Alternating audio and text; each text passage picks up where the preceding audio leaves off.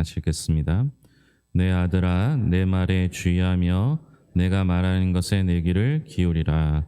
그것을 내 눈에서 떠나게 하지 말며 내 마음 속에 지키라. 그것은 얻는 자에게 생명이 되며 그의 온 육체의 건강이 됨이니라. 모든 지킬 만한 것 중에 더욱 내 마음을 지키라. 생명의 근원이 이에서 남이니라. 구부러진 말을 내 입에서 버리며 비뚤어진 말을 내 입술에서 멀리하라. 내 눈은 바로 보며 내 눈꺼풀은 내 앞을 곧게 살펴 내 발이 행할 길을 평탄하게 하며 내 모든 길을 든든히 하라. 좌로나 우로나 치우치지 말고 내 발을 악에서 떠나게 하라. 아멘. 찬양대의 찬양 있겠습니다.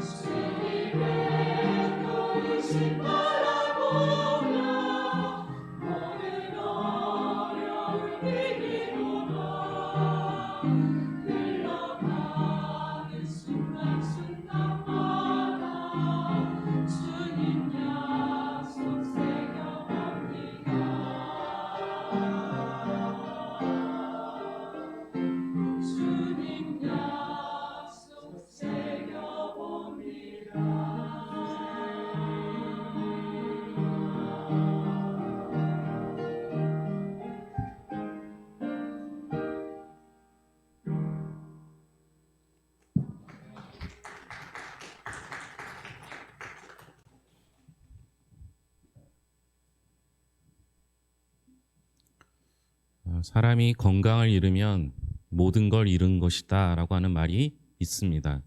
그만큼 건강이 우리에게 중요하다는 말이 되겠죠. 우리는 이 땅에 사는 동안 건강하기 위해서 애쓰고 노력합니다. 요즘은 건강한 교회도 대세잖아요. 건강한 교회가 되기 위해서 애쓰고 수고합니다. 우리가 살아가는 동안에 건강하기 위해서 돈도 또 시간도 여러 가지 다양한 것들을 투자하고 또 조심하고 애쓰게 됩니다. 그만큼 건강하기 위해 또 건강하게 사는 것이 우리에게 중요하기 때문이겠죠. 그런데 그 건강이라는 것은 육체의 건강만 있는 것은 아닙니다. 우리에게 정신의 건강, 마음의 건강이 꼭 필요한 것이죠. 그래서 오늘 말씀에도 보면 모든 지킬 만한 것 중에서 더욱 내 마음을 지키라. 생명이 그러니 이에서 남이니라 라고 기록하고 있습니다. 여러분, 우리의 마음을 잘 지켜야 합니다. 마음이 병들면요, 몸도 병드는 경우가 생기게 됩니다. 하나님께서 사람을 창조하실 때 하나님의 형상대로 창조하셨습니다. 그럼 우리가 뭘 닮았을까 생각해 보면 사실은 우리의 외모가 다 다르지 않습니까? 그러니까 외모적으로 하나님과 닮았다고 하면 누구를 닮았는지 알 수 없잖아요. 그러나 하나님을 닮은 가장 큰 부분이 있다면 저는 마음이라고 생각합니다. 인간의 마음이 곧 하나님의 형상이라고 말할 수 있습니다. 물론 지성, 감성, 의지 이런 인격적인 기능들을 이 기능들이 인격적인 요소라고 말하지만 이것이 곧 마음의 기능입니다. 마음에서 알고 느끼고 결단하는 모든 인간의 요소가 이루어지기 때문이죠. 행복과 불행, 성공과 실패, 선과 악이 다 창출되는 곳이 우리의 마음입니다. 그래서 자기 마음을 바르게 지키고 사는 것이 인생 최대의 과제일 수밖에 없습니다. 하나님께서 인간을 창조하시고요, 에덴 동산에 아담을 두셨습니다. 그리고 그 아담에게 에덴 동산 중앙에 있는 선악과를 지키라고 하셨죠. 여러분, 한번 생각해 보세요. 에덴 동산에 누가 살고 있습니까? 아담과 하와 둘밖에 없어요. 그런데 선악과를 지키래요. 누구로부터 선악과를 지키라는 걸까요? 누군가 따먹을 사람이 없어요. 동물하고 에덴에는 아담과 하와 둘밖에 없잖아요. 결국 무엇이에요? 선악과를 먹지 않도록 너의 마음을, 아담의 마음을 지키라라고 말씀한 거예요. 그걸 볼 때마다 하나님과 나의 차이를 경험하면서 하나님과 나의 간격을 경험하면서 내가 하나님의 말씀을 지키도록 내 마음을 지키라라고 말씀하신 것과 같습니다. 자기 마음을 다스리고 또 지켜야 했는데 아담과 하와는 이 일에 실패하게 되죠. 솔로몬은 어떻습니까? 모든 부귀영화를 다 누렸습니다. 그리고 인생의 말년에 쓴 이 잠언에서 무릇 지킬 만한 것보다 내 마음을 지키라. 생명이 그러니 여기서 나기 때문이다 라고 말하고 있습니다. 이 말은 마음을 잘 지켜야 건강할 수 있다라는 겁니다. 인간의 육체의 건강도 마음에서, 영혼의 건강도 마음에서, 정신의 건강도 마음에서, 그리고 생활의 건강, 인격의 건강, 삶의 모든 건강이 마음에 바탕을 두고 있는 겁니다. 마음이 불편하면 잠도 안 오잖아요. 마음이 불편하면 들리지도 않아요. 하나님 말씀도 안 들려요. 심지어 마음이 불편하면요, 기도도 안 돼요. 그러니까 우리가 마음을 잘 지켜야 합니다. 그런데 마음이 우리의 영적인 생활뿐만 아니라 우리의 마음을 잘 지키지 못하면 우리의 몸도 아픈 경우가 생기죠. 여러분, 마음을 꼭 지켜야 합니다. 그러면 어떻게 마음을 지킬 수 있는가라는 겁니다. 첫째는 믿음으로 마음을 지켜야 합니다. 우리의 마음은요, 우주보다 넓다고 합니다. 우주의 모든 것들이 이 마음 안에 들어있어요. 그래서 내가 아무리 노력해도 내 힘으로는 내 마음을 지킬 수 없어요. 그러니까 내 마음을 지킬 수 있는 것은 나를 만드신 하나님밖에 없다라는 거예요. 그럼 하나님이 내 마음을 지키도록 한다는 건 무슨 말씀이겠어요?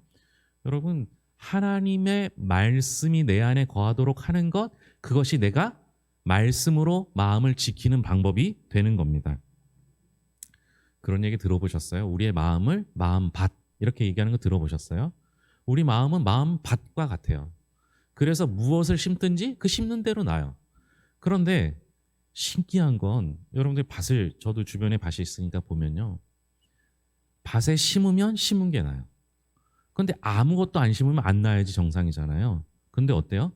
밭에 아무것도 안 심으면 뭐가 나요? 잡초가 나는 거예요. 여러분, 우리 마음이요, 좋은 것으로 심지 않으면요, 깨끗하게 하는 것, 비우는 거 가지고는 안 돼요. 내 마음을 비웠다고 해서요, 그냥 저절로 마음이 그 좋은 것으로 생겨나지 않아요. 비운 상태에서 가만 놔두면 자꾸 악한 마음이 싹트게 됩니다. 그래서 여러분, 우리는 어떻게 해야 돼요? 마음에 좋은 것을 심어야 되는데 그게 뭐겠어요? 하나님의 말씀이에요. 말씀을 심어야 돼요.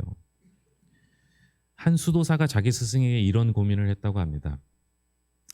이제 세속을 떠나서 수도원에 들어와서 수도사 생활을 하는데 자꾸만 옛날 세속의 것들이 생각나서 수도가 안 되는 거예요. 그래서 스승님한테 묻습니다. 스승님, 제가 세속을 떠나 수도하러 들어왔는데 세속의 생각 때문에 잠시도 마음 편할 날이 없습니다. 이렇게 얘기하니까 스승님이 이렇게 말합니다. 솥 안에 찌꺼기가 남아 있으면 끊임없이 파리가 날아든다. 그래서 솥에 파리가 날아들지 않도록 하기 위해서는 솥 안을 뜨겁게 달궈야 한다. 뜨겁게 달구면 파리가 날아오지 않는다. 무슨 얘기입니까? 잘 못 알아들으니까 선생님 무슨 얘기입니까? 라고 다시 묻습니다. 내 마음을 하나님을 사랑하는 마음으로 뜨겁게 달구라 라는 말이다.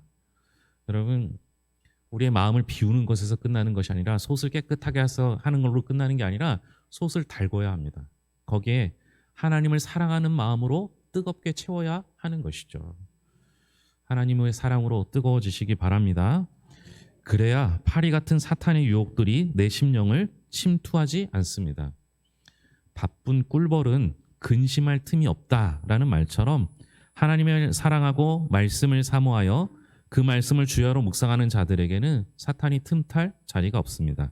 그러므로 우리의 마음을 언제나 하나님의 말씀으로 채워야 할 것입니다. 둘째로는 사랑하는 마음으로 채워야 합니다. 우리의 마음을 건강하게 지키는 것은 사랑의 마음, 감사의 마음을 담는 겁니다. 믿음으로 하나님의 말씀을 담고 사랑으로 인간관계를 형성해야 하죠. 행복하게 살기를 원한다면 언제나 우리 마음속에 사랑을 담도록 노력해야 합니다. 사람이 건강하게 살려면 마음을 관리해야 되는데요. 어떻게 관리해야 됩니까? 사랑으로 관리해야 합니다. 잠언 14장 30절에 보면 마음의 화평은 육신의 생명이나 시기는 뼈의 썩음이니라. 잠언 15장 13절에 보면 마음의 즐거움은 얼굴을 빛나게 하여도 마음의 근심은 심령을 상하게 하느니라. 우리의 마음을 시기, 질투, 근심, 불안 이런 것들이 차지하게 되면요, 몸에 병이 듭니다. 얼굴부터 달라지잖아요. 내가 불평과 원망, 시기, 질투하는 마음이 이 안에 계속 차게 되면요, 얼굴부터 달라져요. 얼굴이 굳어지고요, 웃음이 사라지잖아요. 근데 몸도 아파지는 거거든요. 근데 여러분, 이 안에 하나님을 사랑하는 마음을 가득 채우면요, 얼굴빛이 달라지잖아요. 히포크라테스는요, 마음은 위대한 의사라고 말합니다. 마음의 의사가 자기 병을 관리하는 거예요. 그러니까 내가 의사가 될 수 있어요. 마음을 잘 관리하면요. 사람을 건강하게 지키는 유일한 처방이 마음의 평화입니다. 우리가 인생을 살아가면서 사업으로 인한 스트레스, 가정의 어떤 환란, 자녀 문제가 파도처럼 엄습해 올 때 우리 마음속에 감사를 담아야 합니다.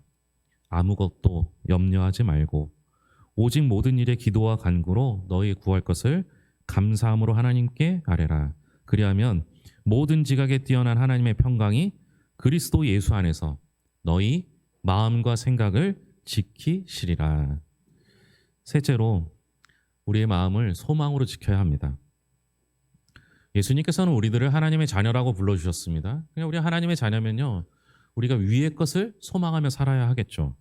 골로새서 3장 11절 2절을 보면요, 그러므로 너희가 그리스도와 함께 다시 살리심을 받았으면 위의 것을 찾으라. 거기는 그리스도께서 하나님 우편에 앉아 계시느니라. 위의 것을 생각하고 땅의 것을 생각하지 말라. 우리는 시민권이 하늘에 있어요. 그러니까 언제나 위의 것을 생각해야 합니다. 하나님을 생각해야 하는 것이죠.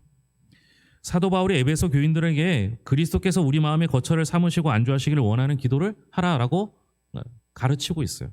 에베소서 3장 17절입니다. 믿음으로 말미암아 그리스도께서 너희 마음에 계시게 하옵시고 너희가 사랑 가운데서 뿌리가 박히고 터가 굳어져서. 우리가 하늘을 소망하며 살 때는요, 지금도 좋은 거예요. 그러니까 초가삼간도 어디나 하늘나라라고 말하잖아요. 제가 이제 내년도 거를 이제 준비하면서 다양한 이제 목회 트렌드나 뭐 이런 책들을 보고 있는데요. 거기서 희망과 소망에 관한 다른 걸 얘기하더라고요. 희망은 미래를 꿈꾸는 거예요. 근데 소망은 미래를 꿈꾸는 지금이라는 거예요. 무슨 얘기냐면요, 여러분 지금도 좋은 거예요. 미래를 꿈꾸기 때문에 지금은 힘들고 어려워도 견디고 고난 속에서 고통 속에서 견디어내야 되는 순간이 아니라 지금은 나중에 있을 그 영광을 위해서 지금의 과정 속에서 지금도 좋은 시간이 된다라는 거예요. 소망은 그런 거예요. 우리는 하나님의 나라 시민권을 가지고 있는 사람입니다. 그래서 소망을 품는다는 건 나중에 좋아지기도 하지만 지금도 하나님의 자녀이기 때문에 지금도 좋을 수 있다라는 겁니다. 심는 대로 거두는 거예요. 사람이 무엇을 심든지 그 심는 대로 거두게 되어 있습니다. 누구나 다 좋아하는 시인 중에 송명희 씨가 있어요. 이분은 1963년에 태어났는데요. 태어날 때 의사가 집게를 잘못 사용해서 그만 뇌를 건드렸습니다. 그래서 그 손에 문제가 생겨서 울지도 못하고 웃지도 못하는 장애를 가지고 태어나게 됩니다. 그 어머니가 믿음의 사람이었기 때문에 아이를 버리지 않고요. 시간이 날 때마다 집회에 가서 기도하고 안수를 받게 했습니다. 그 송명희 씨가 16살 되는 해에 걷지를 못하는기 때문에 강단까지 기어가서 거기서 기도합니다. 하나님, 제발 저를 만나주세요. 모든 것을 다 드릴게요. 이렇게 기도했습니다. 그때 반짝이는 빛이 올라가고 밝은 빛이 비추면서 두루마리 같은 것이 눈앞에 양쪽으로 펼쳐지고 이상한 글자가 그 앞에 적혀 있는 것을 보게 됩니다. 하나님을 믿으라. 내가 하나님을 믿지 아니하면 죽으리라. 이 말씀을 받고 이 여인이 송명희 씨가 감동을 받아서 그때부터 시를 쓰기 시작합니다. 우리가 잘 아는 찬양 중에 열어주소서, 열어주소서, 내 눈을 열어주소서, 주님 바라볼 수 있도록 열어주소서, 열어주소서, 내 길을 열어주소서, 주님의 음성을 들을 수 있도록 열어주소서, 열어주소서, 내 마음을 열어주소서, 주님의 뜻을 깨달을 수 있도록 열어주소서, 열어주소서, 내 입을 열어주소서, 주님 말씀 전할 수 있도록. 그가 시를 쓰기 시작하면서 살다가 어느 날 그가 살고 있던 연희동 집에 집주인이 집을 팔아야 한다고 나가달라고 했어요. 그러니까 어쩔 수 없이 사글세를 얻어서 서초동으로 이사하게 되는데요. 그때 이 송명희 시인이 충격을 받게 됩니다. 그리고 그 충격에 의해서 하나님께 기도합니다. 하나님, 나는 아무것도 없어요. 친구도 없고 집도 없고 휠체어도 없어요. 이제 나와 같이 놀아주던 이웃집 언니도 이사가면 오지 않을 테니 나를 불쌍히 여겨 주시옵소서. 그때 주님께서 이런 시를 그에게 알려주셨다고 합니다. 나 가진 재물 없으나, 나 남이 가진 지식 없으나, 나 남이 가진 건강 있지 않으나, 나 남이 갖고 있지 않은 것 가졌으니, 나 남이 못 본 것을 보았고, 나 남이 듣지 못한 음성을 들었고, 나 남이 받지 못한 사랑을 받았으며, 나 남이 모르는 것 깨달았네. 공평하신 하나님이 나 남이 가진 건 나 없지만 공평하신 하나님이 나 남이 없는 것 갖게 하셨네. 이 말씀을 받고 도저히 적을 수 없더랍니다. 동의가 안 되는 거예요. 하나님은 공평하지 않습니다. 내겐 아무것도 없습니다. 하나님은 공평하신 하나님이 아닙니다. 이렇게 기도했는데요. 그때 강력하게 받아 써라 라고 해서 그대로 받아 쓴 시가 바로 나라는 찬양입니다. 그는 공평하지 못했다라는 걸 느꼈지만 그러나 하나님께서 그가 공평하다는 것을 깨닫게 해 주셨습니다. 남에게 있는 건 내게 없지만 나는 남이 가진 것, 갖지 못한 것을 갖고 있었다는 거죠. 존경하는 홍정길 목사님이라는 분이 이렇게 얘기를 해요. 송명희가 공평하다면 공평한 거다. 아무것도 가진 것 없는 그가 그로 인하여 하나님의 말씀을 들었고 하나님을 보았고 하나님을 만졌고 하나님을 경험했습니다. 송명희 시인이 공평하다면 공평한 겁니다. 여러분, 남과 비교하면 남에게 없는 건 많잖아요. 그런데 이제부터 여러분은 남에게 없는 것을 가져야 합니다. 그것이 하나님의 음성이든 하나님의 말씀이든 하나님의 사랑이든 무엇이든 하나 경험하기 시작한다면 우리의 마음을 지킬 수 있을 뿐만 아니라 공평하신 하나님을 경험하게 될 줄로 믿습니다. 내 육체가, 내 환경이 열악하다고 탄식하고 계십니까? 마음으로 하나님의 말씀을 받으시기 바랍니다. 그 말씀으로 채우시기 바랍니다. 그 말씀이 믿겨지는 은혜가 있기를 소망합니다. 하나님께서 내게 주신 은혜가 얼마나 크고 놀라운지 그 하나님의 은혜를 경험하면요, 이 속에 하나님의 사랑으로 가득 차게 되고 그 사랑을 나누게 됩니다. 그것이 우리의 마음을 지킬 수 있는 것이죠.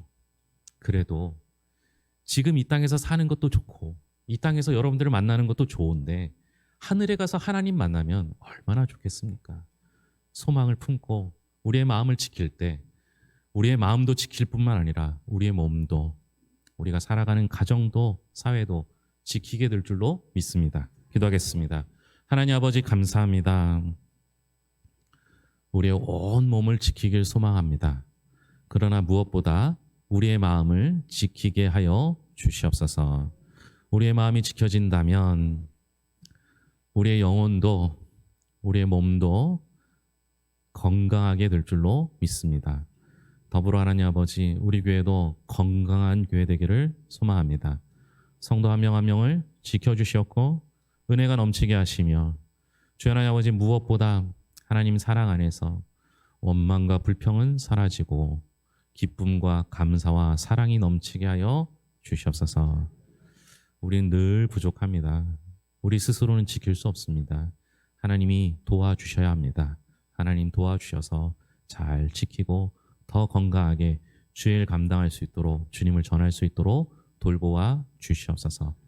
그럼에도 불구하고 우리의 육신이 연약하여 하나님 아버지 기도하지 못할 때도 있습니다. 마음에 상처가 있어서 하나님 앞에 나아가지 못할 때도 있습니다. 여러 가지 문제와 환경들로 인해서 아파하는 영혼도 있습니다. 상처받은 영혼도 있습니다. 하나님 붙잡아 주셔서 하나님, 우리가 하나님을 기억할 수 있도록 고쳐주시고 싸매어 주시고 함께하여 주시옵소서. 그래서 주님과 함께 늘 동행하며 기쁨 가운데 살게 하여 주시옵소서. 오늘도 주의 전에 나와 함께 예배하는 이들을 주께서 돌보실 것을 믿으며 그의 마음 속에 주님으로 가득 차 영광만 드러나게 하여 주시옵소서. 모든 것을 예수님의 이름으로 기도합니다. 아멘.